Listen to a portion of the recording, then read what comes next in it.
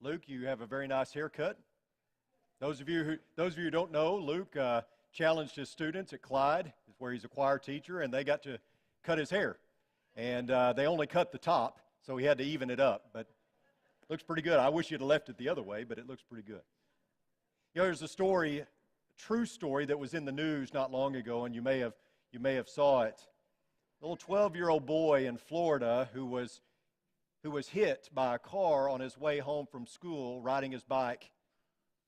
The car that hit him fled the scene and left him in the street bleeding and with broken bones. When emergency personnel arrived on the scene, they gathered enough evidence to know where the boy lived, and they went to his house, the police did, to tell his parents that he had been injured. And as they arrived at the house to deliver the tragic news, they were somewhat confused and perplexed to find that the car matching the description that hit the boy was in the driveway. And so they knock on the door, they come inside, and they find the father hiding in the attic. Now, the father knew he had done something wrong, which was why he was hiding in the attic. What he didn't know is that the child he hit was his own son. He was sentenced to 5 years in prison. But I heard that story and I thought, you think about the confinement or the prison of shame and guilt that this father would have faced for the rest of his life. And you know, there are a lot of people in our world that are dealing with guilt and shame. In fact, that may be the two biggest things that we deal with in our lives as Christians, guilt and shame. And there is a story in the Bible where we find someone who was dealing with those two very things. It's found in Luke chapter 19, and beginning in verse 1, this is what we read about a man named Zaccheus. It says, he entered Jericho, he being Jesus, entered Jericho and was passing through, and there was a man called by the name of Zaccheus. He was a chief tax collector, and he was rich. Zaccheus was trying to see who Jesus was, and was unable because of the crowd, for he was small in stature. So he ran ahead and he climbed up into a sycamore tree in order to see him, for he was about to pass through that way. When Jesus came to the place, he looked up and said to him, Zaccheus, hurry and come down, for today I must stay at your house. And he hurried, came down, and received him gladly. When they saw it, they all began to grumble, saying, he has gone to be the guest of a man who is a sinner. Zaccheus stopped and said to the Lord, behold, Lord, half of my possessions I will give to the poor. And if I have defrauded anyone of anything, I will give back 4 times as much. And Jesus said to him, today salvation has come to this house, because he too is a son of Abraham. For the Son of Man has come to seek and save that which was lost. Among the many words that we despise in our culture, tax or taxes has to be at or near the top of the list, right? We don't like that word. We don't like paying taxes. Sometimes it's hard to know how much Caesar gets, right? And it's difficult because so many times we feel like we're giving up too much of our stuff, too much of our money. How much does the government need, right? And so we have this negative connotation with taxes. And certainly what is true in our day and age is every bit as true in Jesus' day and age.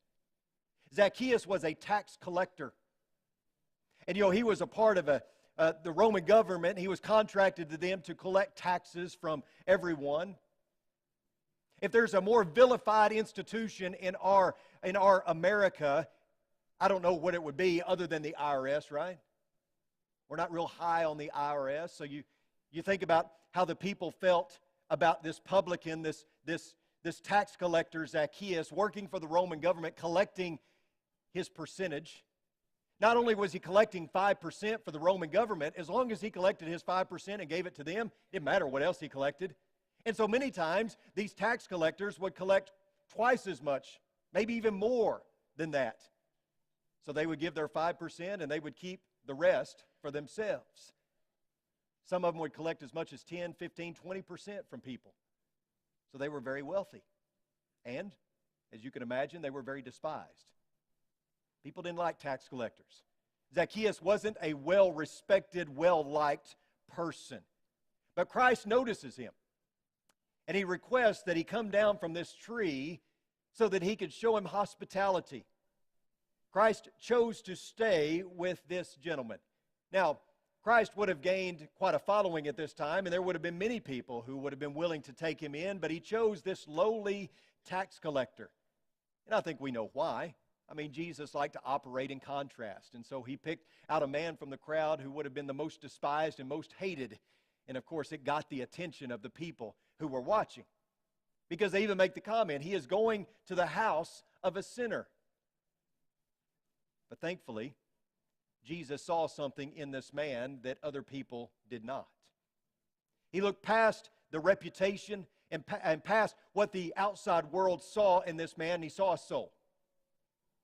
This man fit the criteria of the very reason why Jesus came to this earth, to seek and save that which was lost. And certainly Zaccheus was lost. And he says to Zaccheus, "Today salvation has come to this house, because he too is a son of Abraham. For the Son of Man has come to seek and to save that which was lost." That was Jesus' mission. Zaccheus fit the bill. And the fact that he was a hated tax collector didn't hinder him from going to him, paying him a visit. In fact, it was all the more reason to do so. I mean, Zaccheus was among those who Jesus was seeking. The kingdom of heaven has enough room for all of those who are full of faith, who are willing to follow in the footsteps of Jesus. And Zaccheus was one of those.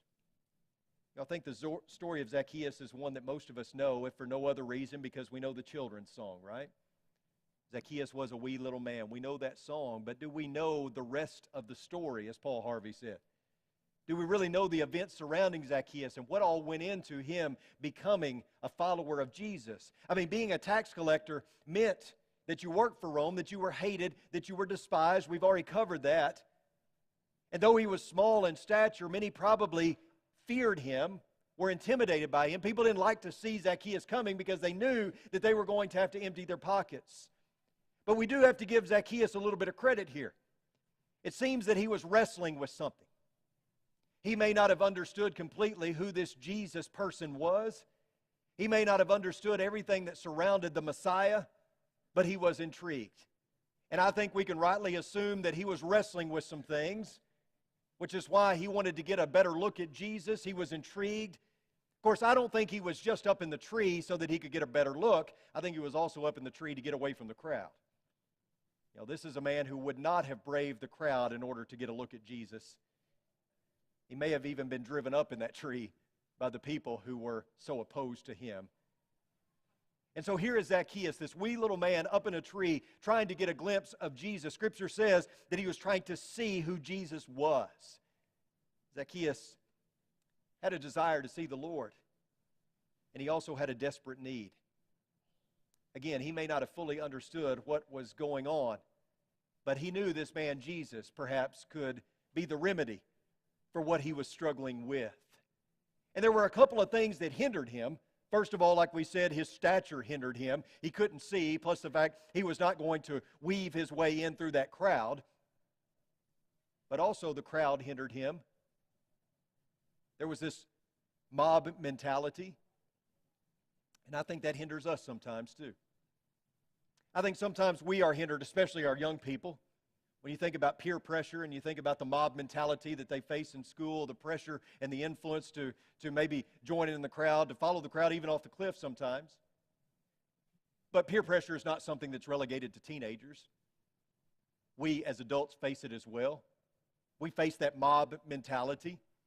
And so you have that. Then you have the physical condition of Zaccheus, not being able to see, but maybe we deal with something similar in a spiritual nature. Maybe there is a spiritual condition that keeps us from getting as close to Jesus as we want to be. Maybe it's a pet sin that we just can't seem to rid our lives of. Maybe it's an addiction.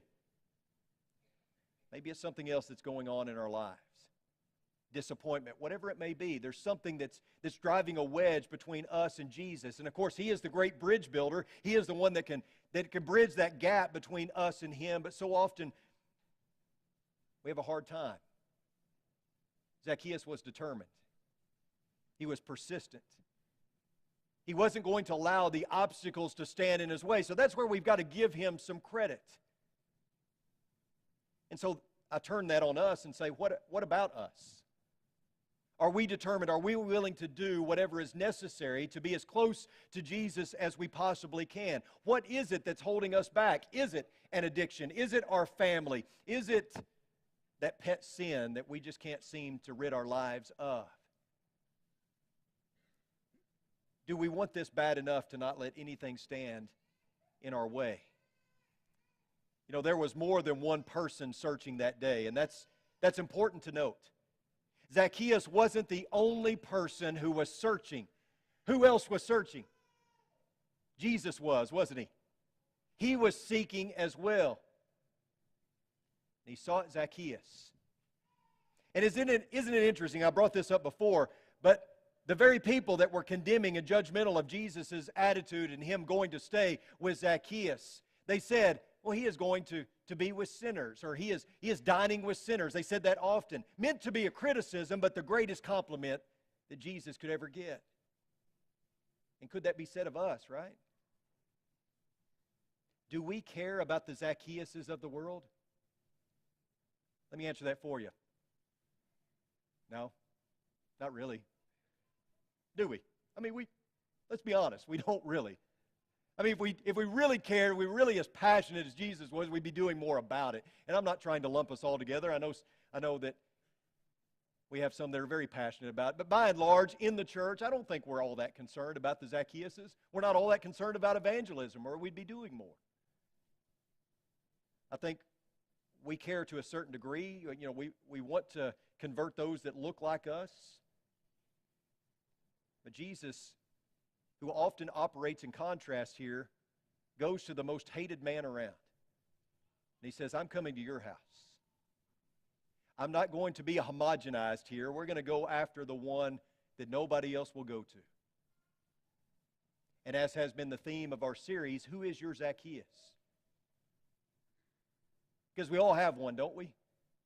We all know that one person that we come in contact with day to day, maybe on a weekly basis or whatever, but we have regular contact with that one person that we know is considered to be outside of our sphere of influence, maybe somebody that probably is not well looked upon by society, but somebody that we may be able to reach, somebody that we may be the most qualified to reach. Who is your Zaccheus?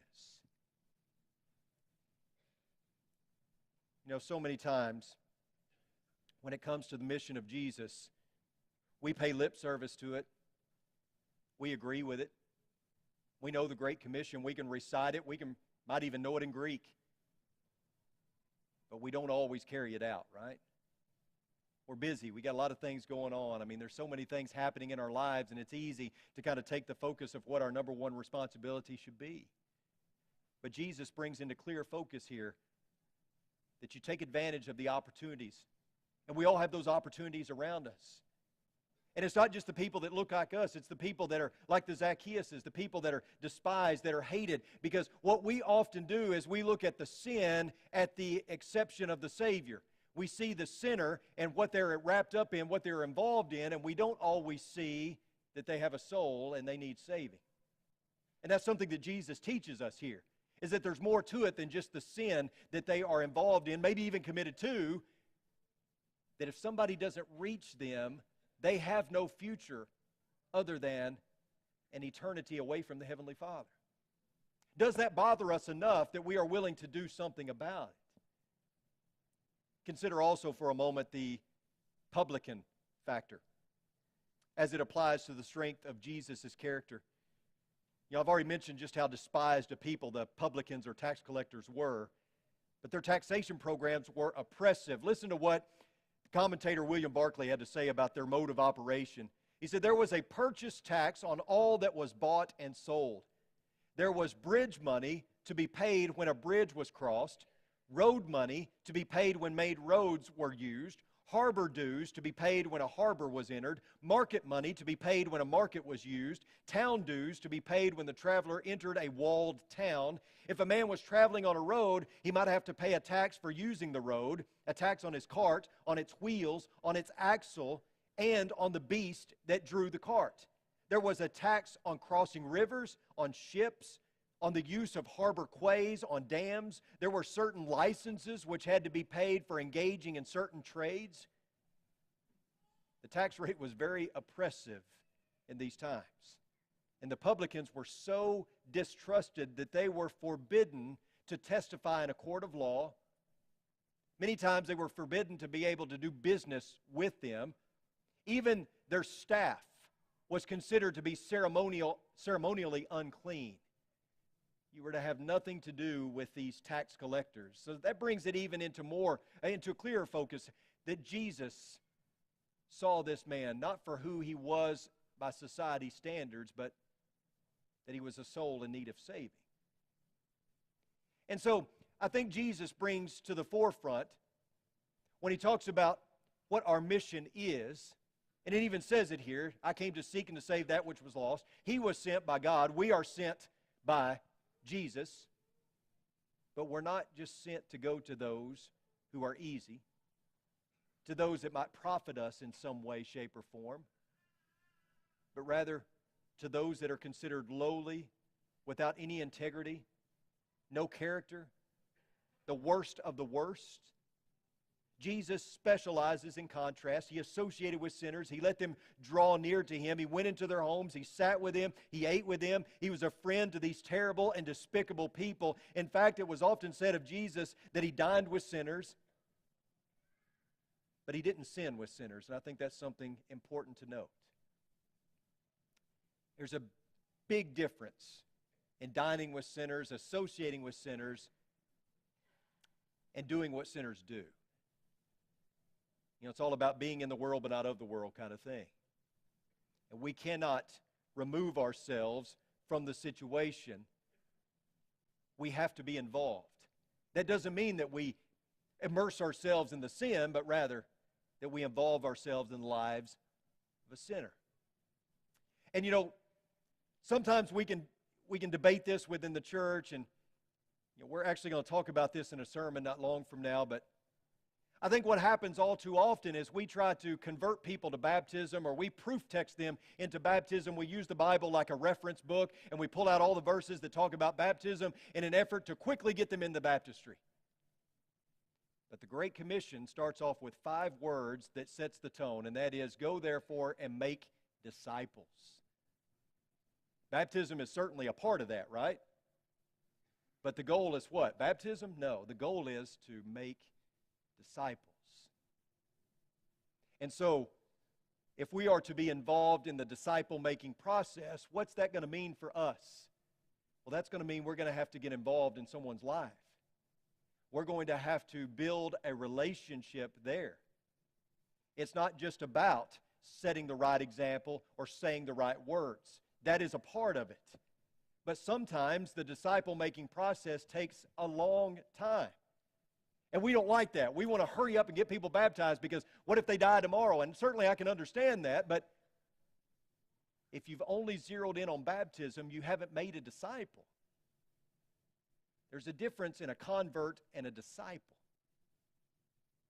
And so we've got to be involved, and we've got to be acquainted, immersed in this disciple-making process.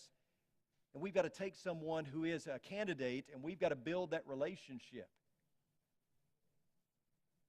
You know, the old saying, people don't care how much you know until they know how much you care. We've got to show that we care about them, that we are valuing them, we are interested in them.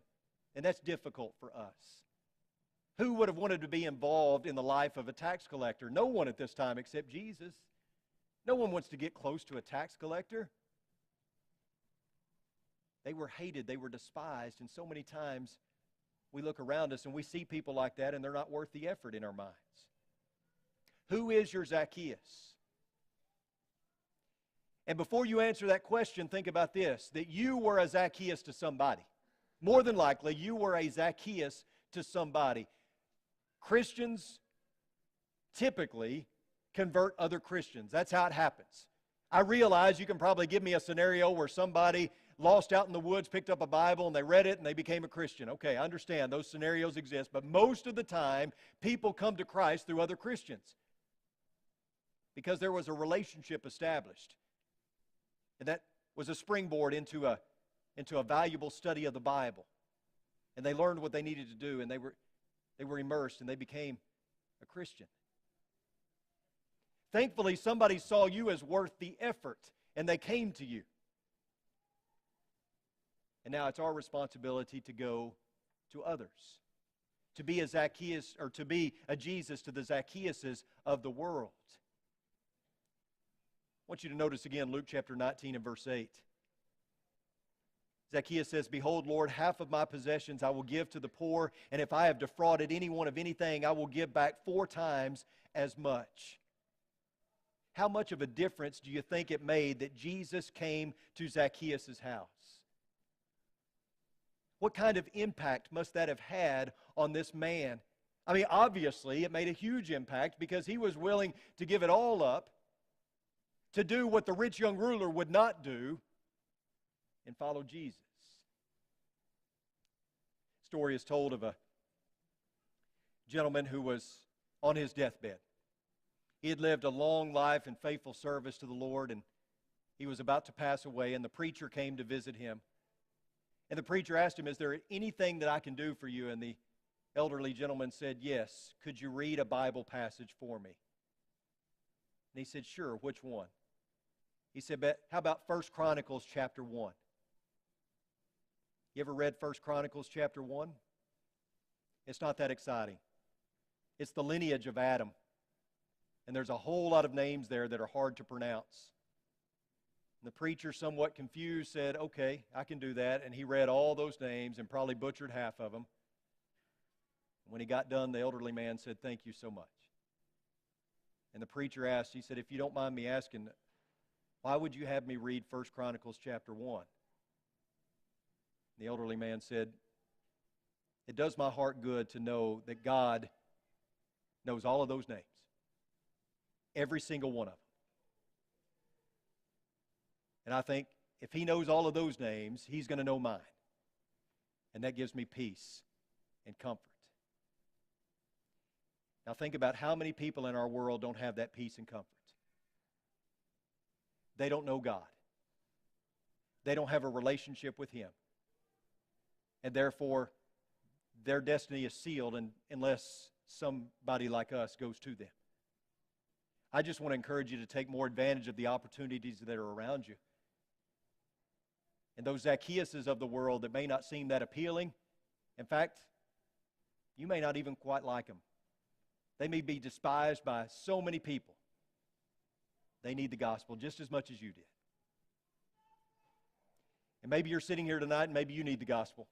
Maybe you're ready to study with somebody, and we want to do that. We don't want to just rush you into the baptistry. We want to help make a disciple. And so if you want to study the Bible, then let's set that up. Or if you're someone who has been studying for quite some time, you've been putting off that decision to become a Christian, and you're ready to do that tonight, then don't wait on that.